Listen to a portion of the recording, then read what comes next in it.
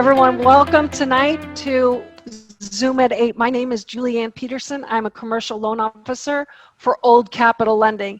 And you know that Old Capital is a premier provider for many different kinds of asset, but primarily in multifamily. We closed $1 billion the last couple of years. So if you are looking to have a relationship with a lender where we can pull in a syndicator or a deal sponsor and LPs and help you put your team together, Old Capital is here for you. If you're working on something, let me know how I can help you. All right, so over a decade, Andrew Cushman has been growing real estate investment business full time, starting off with single family properties. In the depth of the Great Recession, Andrew completed 30 single-family flips. He purchased them, rehabbed, and then sold them, all of which were very profitable. In 2011, Andrew transitioned to the acquisition and repositioning of multifamily properties, and he acquired mostly vacant 92-unit property on the other side of the country for his first deal.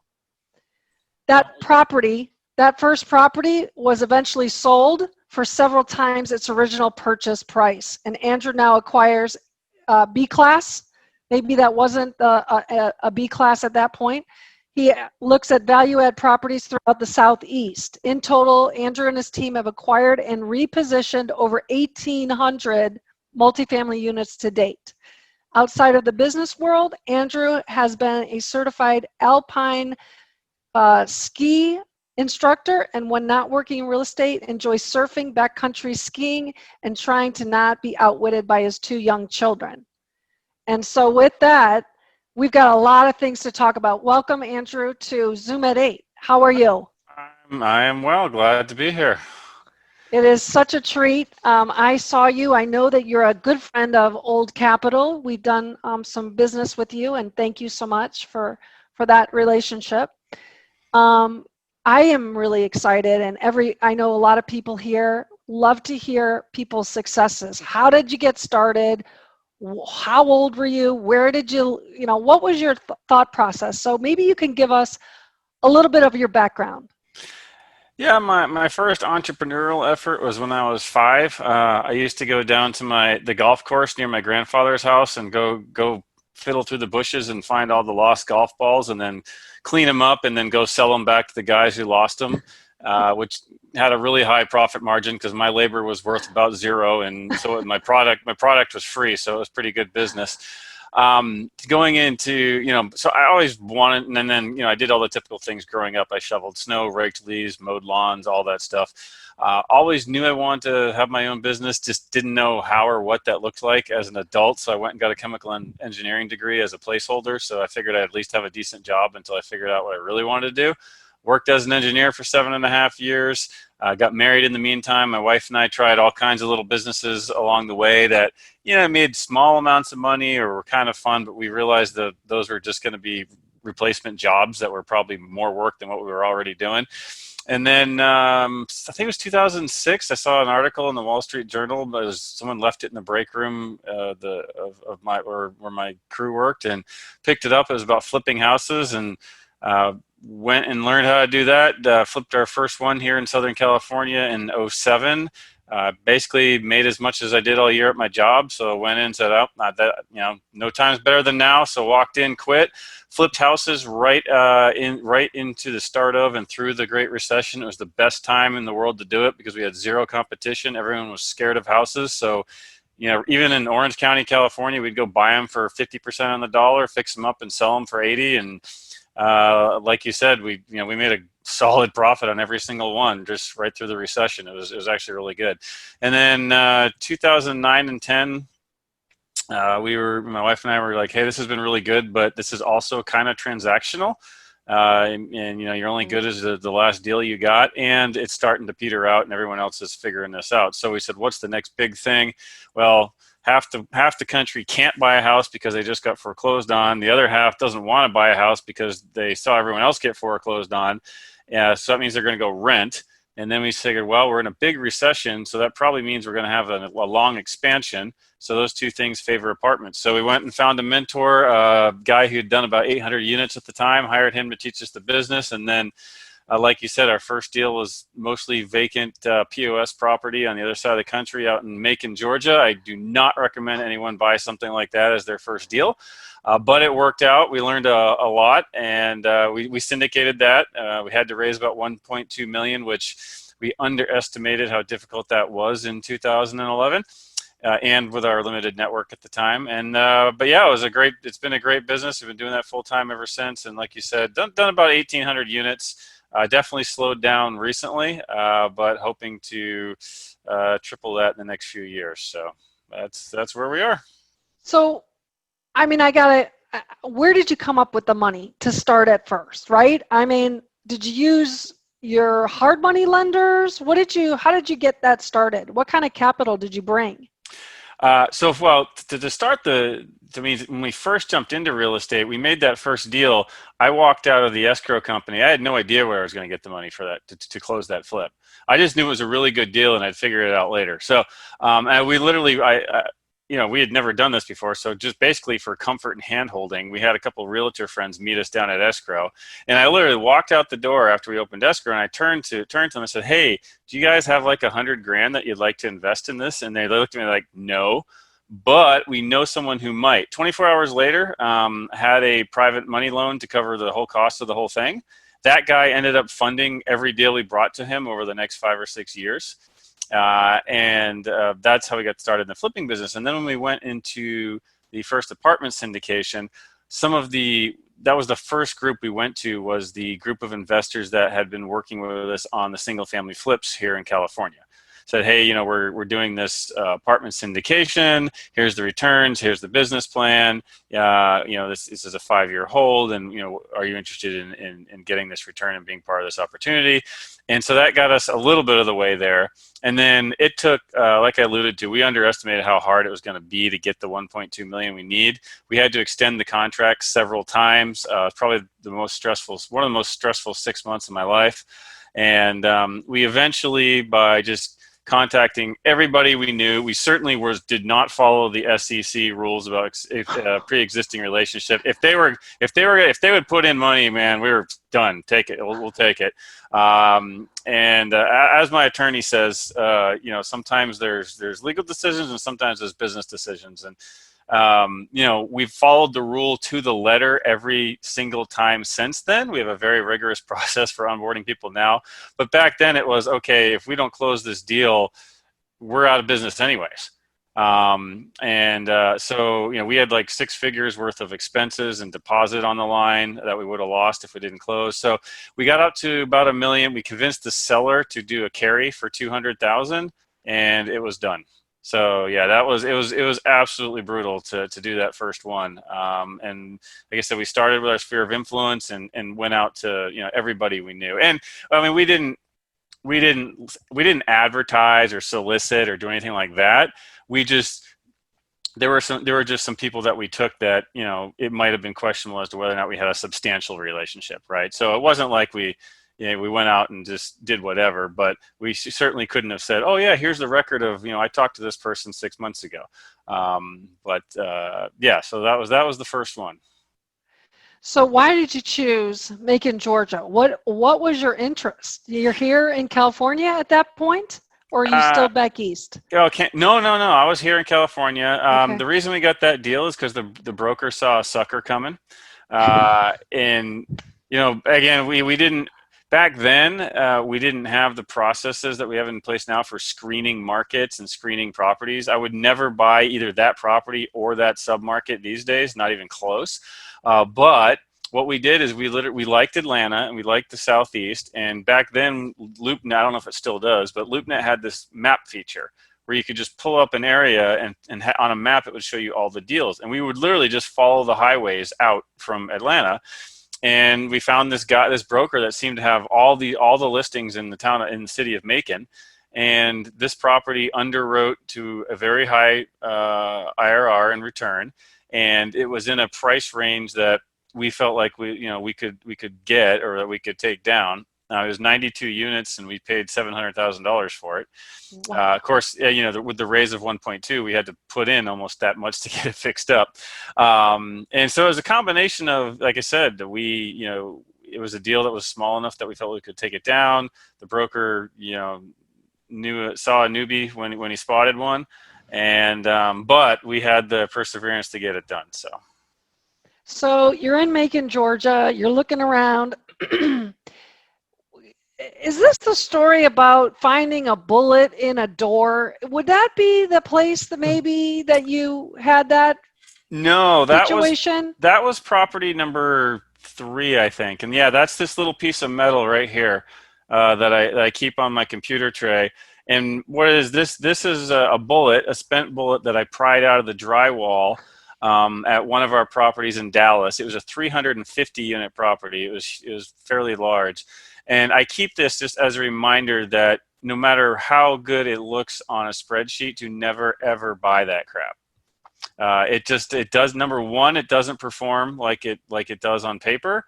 And even if it did, it's not worth the headache, because when I look back over the last 10 years in multifamily, one of the things I discovered is that B-class properties have just as good, if not higher, returns than C-class properties with a quarter of the headache. So Yeah. That took you a little bit of while to figure that out. How many years did you end up spending in C class? It took you to figure that out. Was that just something recent that you kind of figured that no, out? I think we did C for about 5 years. And then also there's grades of C, right? So it's not just, you can have a 1978 C-class property in a decent area with the good management that runs just fine, right? It's not all C properties. The ones I'm talking about are your older, kind of rougher C-class, especially if there's crime in the area and then in the immediate neighborhood or in the surrounding area. That's where you really get into trouble, is if you've got a kind of a rougher demographic. That's where the real problem is. So Don't buy in the hood. yeah, like Becker says all the time, don't buy in the hood. And we've, a lot of people have gotten away with it for the last 6 or 7 years, and I think that's about to come home to roost here soon. So. Now I heard that came from you, and we give you lots of credit for that. Is that not your? I just remember having a long lunch with him back in like 2013, and I don't remember who originally said the phrase. I just know we both say it now all the time. Yeah, so. yeah. Paul credits you, so there you go. So now, over the time that you've been doing C and B class, has your business plan changed from where you were at the beginning of this to where you are today, and how has that changed? Well, for one, we have a rigorous screening process, and that was developed over experience of what properties went really well, which ones were more difficult, and talking with other operators. So back then, like I said, with that first deal in Macon, the broker was like, man, someone's going to take this off my hands, sweet. Whereas now, we're going to check. First thing we're going to do is we're going to check the median income. The median income in the neighborhood has to be above a certain level. Crime has to be, either very low or non-existent, especially violent crime. We will not buy in a flood zone. We look for positive population growth, decreasing crime trends for the whole area. We also we'll do Google satellite views and street views of just kind of check out the neighborhood of what kind of retail is nearby, or is it close to freeways, what kind of access does it have, like a undesirable neighbors. We looked at one property that on the surface looked pretty good until you figured out that right around the corner was a huge federal prison. And generally that makes leasing a little bit more challenging, just because of the perception that people have. Well, I really, if someone gets out, they're going to come steal my car first, right?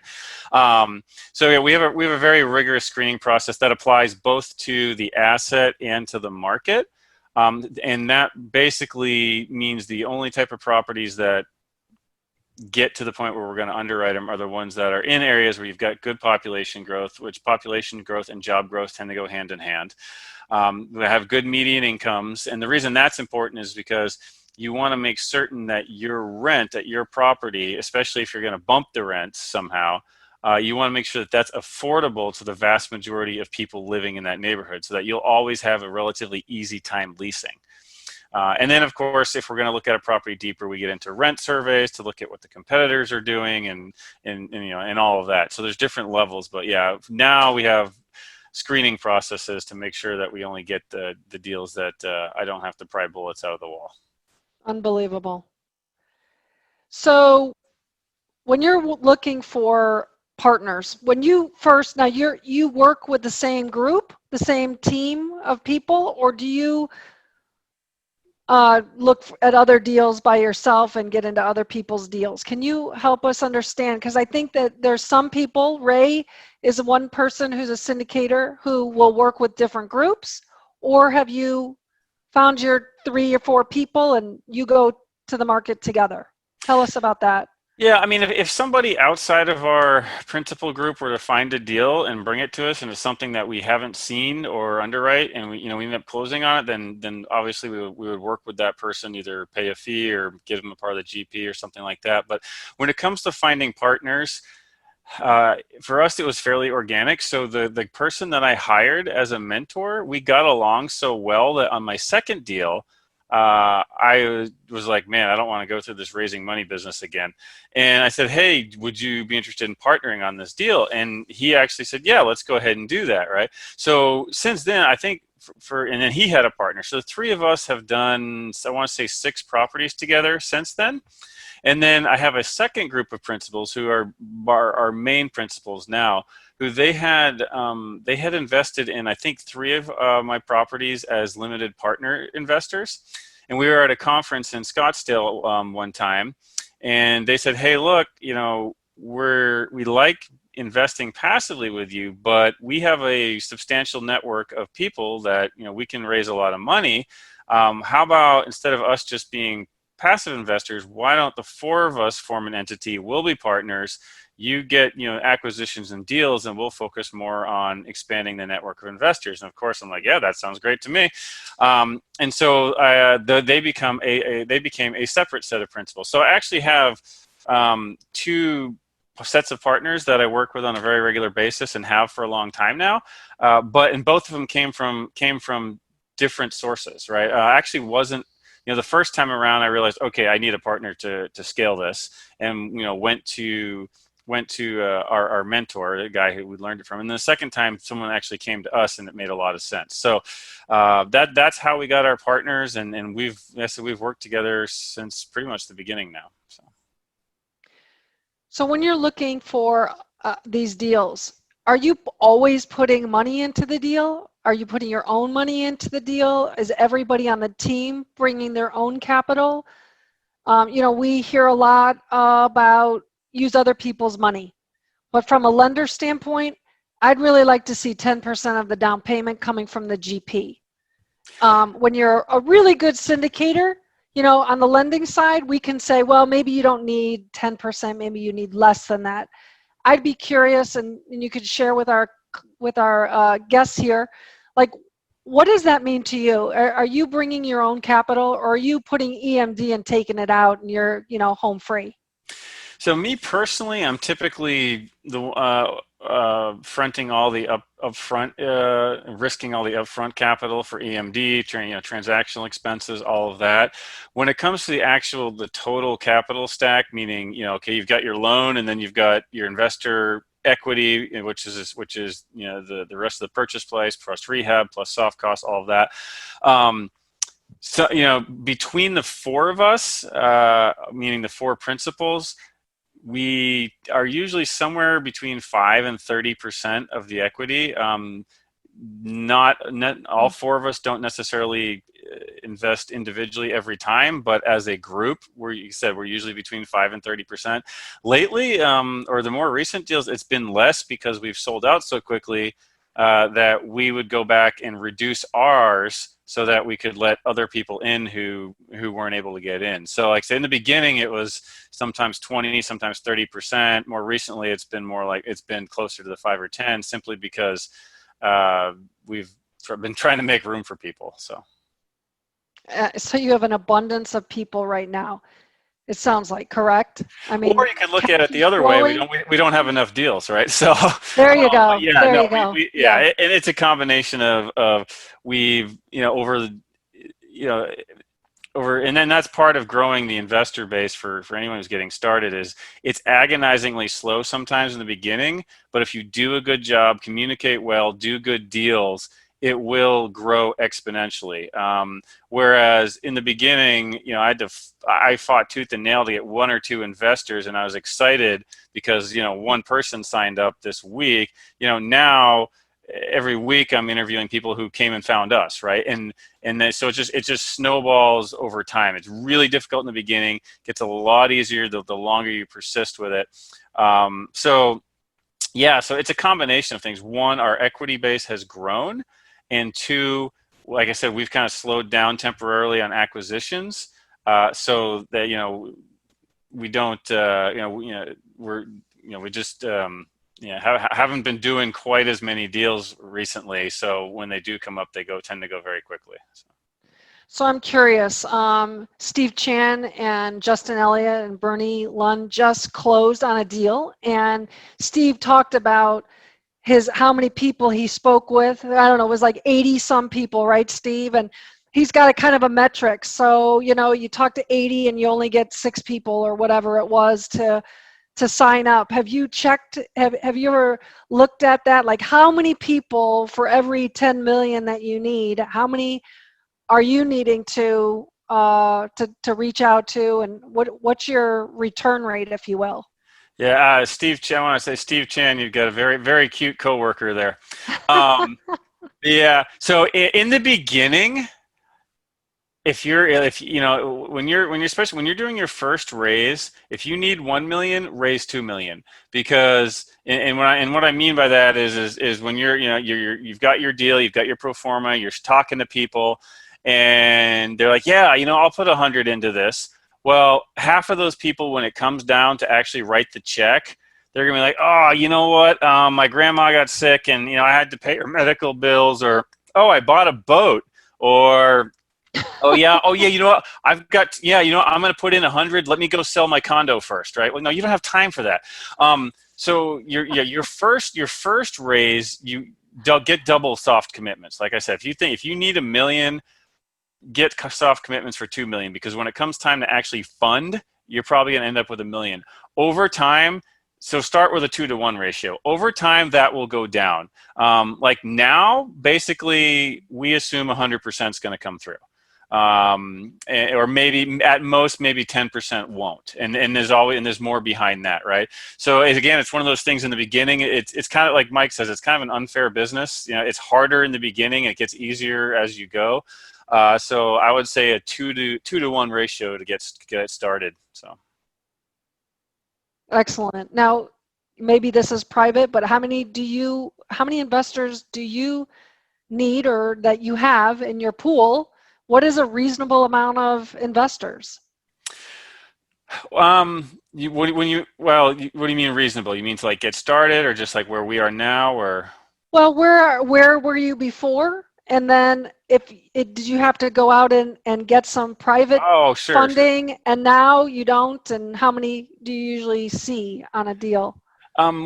So in the beginning, the first time around, we had 0, and I think we had 13 or 15 people to close out that very first raise, that very first deal. I have no idea how many people I talked to actually get to that. Today, our investor pool or investor list is probably somewhere just under 600.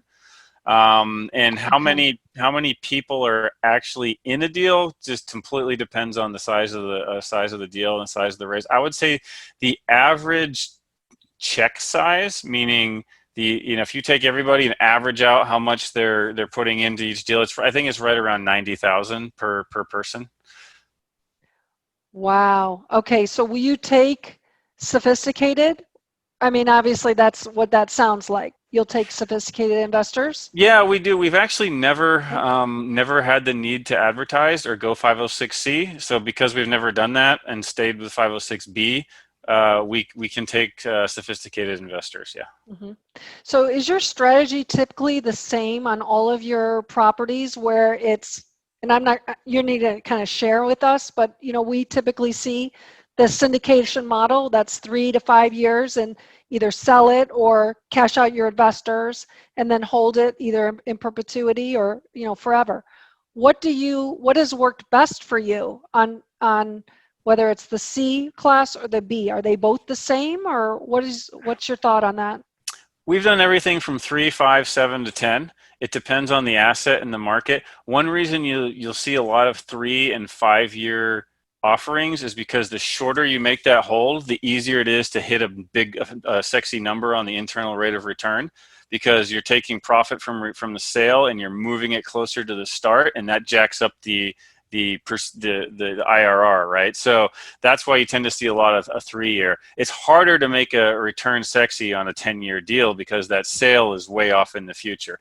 With that said, nowadays, if we're looking at a property that's older, meaning 1980 to 1990, maybe something in the 70s, that's going to be a 3 to 5 year time frame, simply because in our experience, once you come in, you renovate those, the capital needs on those older properties starts to ramp up very quickly. If you hold those things too long, they will suck your account dry with pipe leaks and wiring issues and roof failures. I mean, just all that stuff. It adds up. It's way more than $300 a month, right? So Fannie and Freddie, a unit. Fannie and Freddie will make you do reserves of $300 a unit a year. If you buy something in the 70s and the 80s, the real number is probably closer to $800 to $1,100 a unit per year, right? So why does no one underwrite to that? Well, because no one would buy a deal. So the way around it is you don't hold it that long, right? You come in well capitalized, you fix everything up, and you get out of there in 3 to 5 years. So if I'm looking at something that age, that's the time frame. Now, if I'm looking at something that's 1990 to 2010,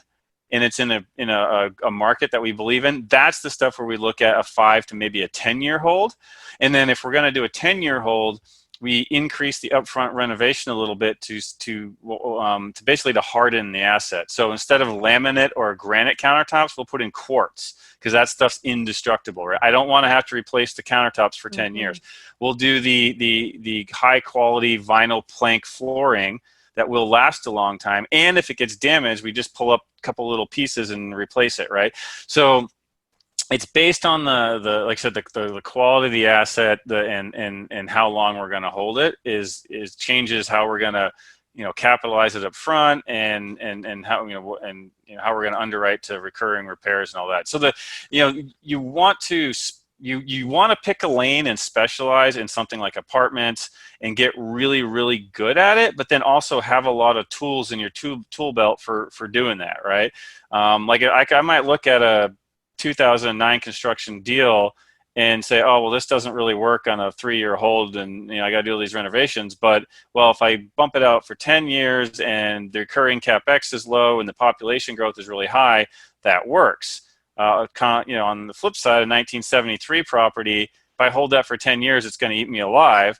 But if I can get in there, fix it up nice, bump the rents, get it fully occupied and stabilized, and then sell it in 3 years and make a nice profit, and then move that money to another deal, well, now that makes a whole lot of sense. So there's just a lot of strategies for different properties in different markets. What I like to say is there's no such thing as a bad market, just a bad strategy. So that was amazing. Tons of nuggets there. I mean, you just kept giving it to us generously.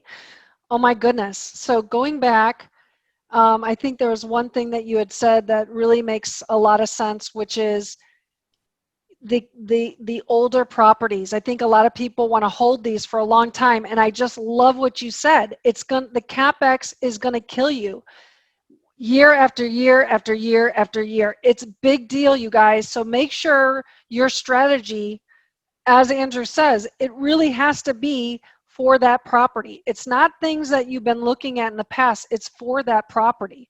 And you also need to share that with your lender so that we know what your business plan is. Andrew could be going for a 10-year and I'm giving him 5 years, or vice versa, right? I mean, the returns are going to really change depending on your capital that you're bringing in. So make sure that that's where the conversations are so important. I know I've got tons of other questions. So one of the things I'm curious is COVID. So your investors, are they looking differently at your deals? Are they looking for shorter term or longer term? And when you are looking at deals, have you changed your strategy with COVID? Are you taking your foot off the gas? You know, it's funny from the investor standpoint, it seems like they're even more anxious than they have been in the past. I Yeah. think everyone sees inflation coming, and so they want to be invested in hard assets like real estate. And then also, everybody's sitting at home, not spending money on vacations and eating out and all that. So now they're like, well, I haven't been spending any money. Let's go invest it somewhere, right? Yeah. And also, you pump $3 or $4 trillion into the economy, it's going to end up in somebody's pocket, and they're going to want to invest it. So the investment demand is high. And then for adjusting for COVID, we've gotten a little bit stricter on the location and type of assets that we'll buy right now. They have to be in just a little bit better neighborhoods, a little bit preferred more newer construction. We would not buy something heavily distressed right now unless it was very clear that it was distressed because the owner has no clue what they're doing or something like that. And every other property in the rest of the market's doing great, but that one property is distressed because of a bad owner. That we would do, but we would also not do that if it's a 400 unit property, because filling 200 units in the middle of a pandemic with 12% unemployment is a bit of a risky venture.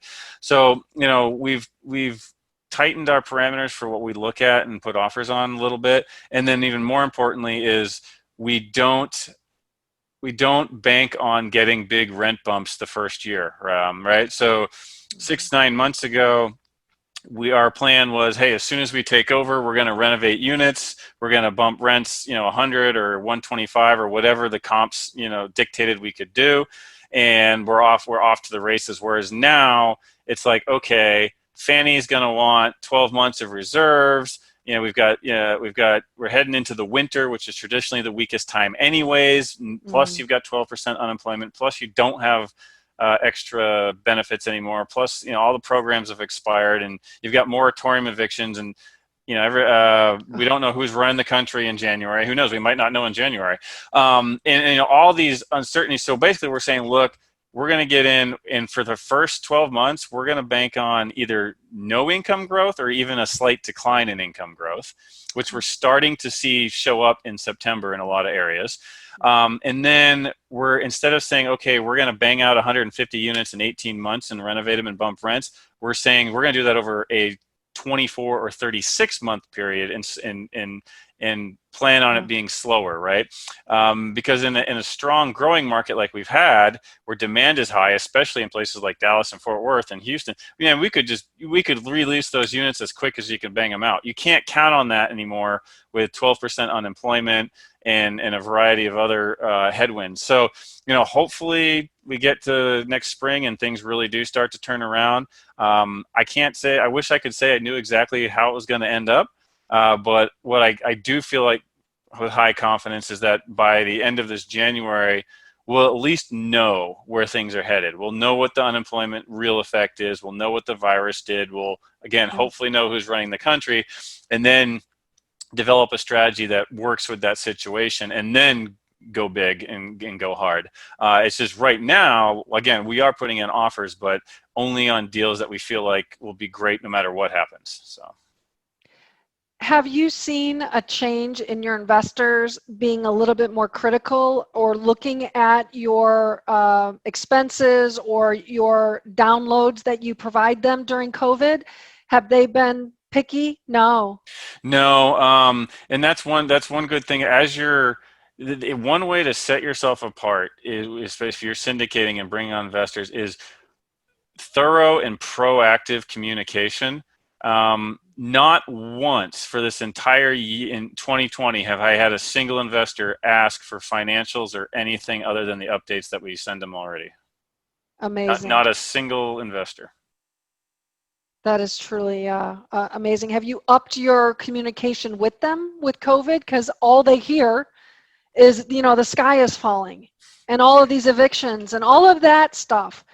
It brings up some concerns for people. Yeah, we did a little bit. So when everything started to shut down in March, so we normally do quarterly investor updates, Okay. and not we don't do monthly. We do quarterly. Ours is a little bit different. They're also more narrative. It's not just here's the financials. It's kind of we tell the story of what happened and what we think is going to happen, and it's got a lot of pictures and things that are so people can connect with the property and the asset. So in March we went to monthly for a couple of months, Yeah. just to let everybody know. Now we're back to quarterly, except so when I say quarterly, that's like, hey, you invested 100 grand in Spanish Mission, you get a quarterly report for that, right? But when we used to do basically a newsletter to our entire investor pool that was quarterly. That we've moved to monthly now, just to kind of have a few more touches, let everyone know just kind of in general. Here's how our properties are doing. Here's what we're seeing in the market. Here's where we think things are going. So that communication has increased a little bit, but other than that, we're basically business as usual. Amazing. So, I'm going to go off in a little bit of a tangent. What do you, for yourself, where do you see yourself in the next 5 to 10 years? You going to still stay in multifamily? Are you going to kind of back off and just collect your ATM deposits, or and then what about 20 years? Where does where do you see yourself? Yeah, 5 years from now, it'll probably look exactly like it does now, except I'll just have even more gray hair. We're, like I said, starting in 20, I think first quarter of next year, our goal is to acquire about 3,000 units in 3 to 4 years, probably 4 years. And then at that point, I feel like we'll have a big enough business where I will probably bring in some more people and step back a little bit, not spend quite as many personal hours working in the business. Right now, I do both working on it and working in it. 20 years from now, my goal is to own a portfolio of all of my own properties, and that's all I do. And have some and just live off of that passive income and do other things. So. Now, does your wife still work with you, or is she kind of off on her own doing something else, being a mom? She's all of the above. She's my full-time business partner. We worked. That's funny. So yeah, COVID didn't change much for us. We worked together, every day from home to begin with. The only big difference now is I don't travel and the kids are in the house too. So that's been a fun adaptation. But no. She's still full-time business partner. She does a lot of the back end stuff so that I can spend more time on the front end stuff, doing things like these groups and speaking and talking to brokers and due diligence on deals and talking with investors and all that kind of stuff. So amazing. So I'm going to go with one last question for me, and then I'm going to open it up to everybody else. And I know you probably have to get to the soccer field, so we'll keep this limited. What about your kids? Are they part of the business? Are you working with them to get some understanding, or are they like, yeah, that's what you do, and I'm going to the soccer field? Where are they in your business? Well, they're 6 and 8, so their main roles right now is they love to watch the Fixer Upper shows on TV. Yeah. But that's as close to real estate as they are at the moment. Plus, all of our stuff is out in Florida and Georgia and the Southeast. So I can't just throw them in the car and say, let's go take a look. I'd have to actually fly them out there, and that ain't happening right now. So no. So before we open up, how can we get a hold of you? Do you want to get phone calls? You probably don't, but if we wanted to get a hold of you, how would we do that? Yeah, of course, I'm on LinkedIn, BiggerPockets, all those places. The easiest way to start a conversation is our website, which I can put in. Where did I get it's just. Oh, my mouse disappeared. But there we go. It's just if you Google Vantage Point Acquisitions, there's a contact us. And I just put it in the, actually it went to Jim Briggs privately. I don't know why. Apparently, Jim, because you guys are, talking to each other behind our backs. It's okay. Let me switch it to everyone. Okay. If you just go there, there's a contact us form that comes to my email.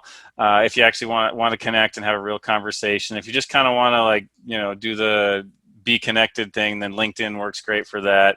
But yeah, those are the best ways. And I did post my email address there at the beginning of the chat. So. Fabulous. Thank you, Andrew. Some incredible information. I'm so excited that you were here and open to discuss. I'm going to open it up. I know Daryl Brooks had a question. He's got a couple questions. Daryl, if you could go as quickly and ask those questions, we'll get you some feedback. Okay. Hey, how's it going, everybody? Real quick, you were talking about these older properties and stuff. So I know a lot of folks are staying away from the heavier value add stuff right now. It seems to be something people are shying away from. I guess obviously it depends on what you're buying them for, but you were talking about those older buildings and that, and being headaches down the road. But when you go in to reposition these things, if you're going in with the mindset of holding them longer, and obviously depending on what your costs are, but upgrading the MEPs in there so you don't have some of those issues like you're talking about, and getting roofs on, and those are all big ticket items. I understand that, but what are kind of your thoughts on that? I mean, right now obviously, apparently it must be something that a lot of people aren't real attracted to, but just kind of your thoughts on that. Yeah, I mean, it certainly can be done. You just have to go into it with eyes wide open and come in fully capitalized to make sure that you have the capital to go in and do the new roofs and all the mechanicals and all the systems, so that you do harden that asset, so that it will last a long time. And then for the deep value add, I would do one if it was in a good location in a really good market and just that property had distress, right? So 2012, 2013, 2014, we would go into a good part of Atlanta where everything had 20 or 30 or 40% vacancy, buy something, reposition it, and it would still work out fine. This is not the time to do that. You don't want to go into a distressed submarket because it's probably just going to get a heck of a lot worse before it gets better. But if you find a distressed heavy lift asset that's otherwise in a really good market, that can still work out for you as long as you buy it at a low enough basis and come in fully capitalized to address any need that comes up, including a big contingency, because no matter how good you are, no matter how experienced you are, there will be crap that comes up that you didn't begin with. Yeah. All day. Yeah, we always factor that in. So you're saying these good markets like that. So, I mean, we're seeing people flee in these major cities left and right. They're New York, San Francisco, stuff like that. There's people, and obviously Texas is a big holder on that. But is there a price point like you would consider like a break point on a unit like that? Something like, whatever, so much a door, you're all in price. I mean, would there be something that would be entertaining, or something that you would think, if you, like you say, you have to buy it, right? But is there like an all-in price on something like that? There isn't, because that's completely dependent on the market you're in, the rents that the property can achieve, how much rehab you got to put into it, what kind of debt you can or cannot get on it. So now the number that works in California would not work in Atlanta, would not work in Dallas. So it's very, very market dependent. Okay. That makes sense. Great. Thanks. All right. Hutch has a question on scaling. Hutch, what do you got? All right, Andrew. Hey, great information. Oh, thank you, man. A lot of golden nuggets you drop in there, man. Yeah. Dude, you should start a podcast. You've got a podcast voice, my friend. Unbelievable. Yeah, I should definitely start a podcast. All right. He has one. I appreciate it. I could listen to you talk for an hour. Sorry, go ahead. Go ahead. Thank you, sir. I greatly appreciate that. So, Andrew, you have this big vision of growing your company in a couple thousand more units in the not so distant future, right? Mm-hmm. If you was to lose everything, right, what would be 3 tactics that you would employ to scale your company to where you want it to be in the next few years? Okay, when I lose everything, do I get to keep my employees and my investors, or are they gone too? And your knowledge. Oh, I lose my knowledge too? No, you keep your knowledge. Oh, okay. All right. Maybe not your investors. Okay, all right. So I lose the investor. I've got the knowledge. If I lost everything except for the knowledge, I would go back and identify, okay, where are the markets that I want to rebuild in? What markets do I want to invest in? I would immediately start forming relationships with brokers, property managers, and people, a team in those markets, right? So start rebuilding the relationships that are going to create the deal flow and the lead flow, because you're nothing without that, while simultaneously working to rebuild that investor base. So if I'm starting from zero, then I'm probably going to be going to as many guru things as I can, not for the gurus, but for the people that are in the room, and to meet them, because they're already interested in real estate, and you already know they're interested in multifamily real estate. So you can go there and just network with everybody, and I'd try to get investors there. I'd go to meetups to get investors. I would find ways to add value to other people as much as possible, just to get more, my name out there more, and also look for partners who can maybe, take care of whatever I'm missing until I get there. So that's what I did in the second deal, right? I realized, okay, I can go find deals, I can analyze deals. I don't have the money raising piece solved yet. So went to somebody who happened to be my mentor and said, hey, what do you think? And he's like, yeah, I'll solve that part for you. And boom, we were off and running, right? So that's what I would do. I'd basically just go right back to the same markets, the same type of, I would not start in the rough seas. I'd go right to the B's and just go find the people that can fill the gaps of what I'm missing. Amazing. Great question. Yeah. So I'm going to leave it with one more question. Does anybody have a question for Andrew before we close up shop here? No? Really? Okay. Thanks, Andrew. Everyone's Appreciate hungry. your time. You too, Julie, for hosting. Oh, you're welcome. Glad to be here. Yeah, this is so nice, Andrew. I appreciate your time. And as always, you guys, we are trying to, my goal here is to help you understand one little thing that maybe you didn't know before today. And Andrew has, dropped a bunch of nuggets on us. And maybe you knew a lot of it, but maybe one or two you didn't. So I am hoping that I'm creating value. If you feel that, it's time worth, your time is spent well here, I encourage you to bring a friend next week. So get smart with us.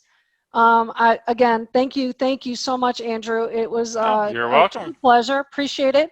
And as always, if you guys need me to be looking at some deals, please reach out. I am here to help you. Without any other further ado, it is time to roll. You guys have a great night. I'll see you next week. Have a good one. Take care. Thank you. Thanks.